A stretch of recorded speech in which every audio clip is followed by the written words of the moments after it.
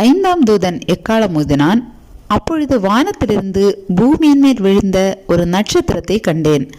அவனுக்கு பாதாள குழியின் திறவுகோல் கொடுக்கப்பட்டது. அவன் பாதாள குழியை திறந்தான். உடனே பெருஞ்சூளையின் புகையைப் போல அந்த குழியிலிருந்து புகை எழும்பிற்று. அந்த குழியின் புகையினால் சூரியனும் ஆகாயமும் அந்தகாரப்பட்டது. அந்த புகையிலிருந்து வெட்டுக்கிளிகள் புறப்பட்டு பூமியின் மேல் வந்தது. அவைகளுக்கு பூமியில் உள்ள தேள்களின் வல்லமைக்கொப்பான வல்லமை கொடுக்கப்பட்டது. பூமியின் புல்லையும் பசுமையான எந்த பூண்டையும் எந்த மரத்தையும் சேதப்படுத்தாமல் தங்கள் நெற்றிகளில் தேவனுடைய முத்திரையை தரித்திராத மனுஷரை மாத்திரம் சேதப்படுத்த அவைகளுக்கு உத்தரவு கொடுக்கப்பட்டது. மேலும் அவர்களை கொலை செய்யும்படிக்கு அவைகளுக்கு உத்தரவு கொடுக்கப்படாமல் 5 மாதமளவும் அவர்களை வேதனைப்படுத்தும்படிக்கு உத்தரவு கொடுக்கப்பட்டது. அவைகள் செய்யும் வேதனை தேளானது மனுஷரை கொட்டும் போது உண்டாகும் வேதனையை போலிருக்கும். அந்நாட்களில் மனுஷர்கள் சாவை தேடியும் அதை காணாதிருப்பார்கள்.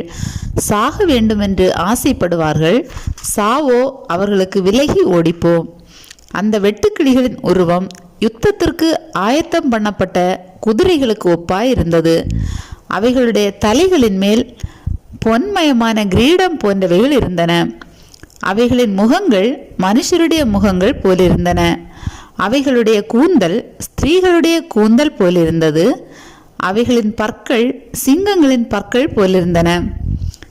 இருப்பு கவசங்களைப் போல மார்க்கவசங்கள் அவைகளுக்கு இருந்தன. அவைகளுடைய சிறகுகளின் இரைச்சல் யுத்தத்திற்கு ஓடுகிற அநேகம் குதிரைகள் பூண்ட இரதங்களின் இரைச்சலுக்கு ஒப்பாயிருந்தன.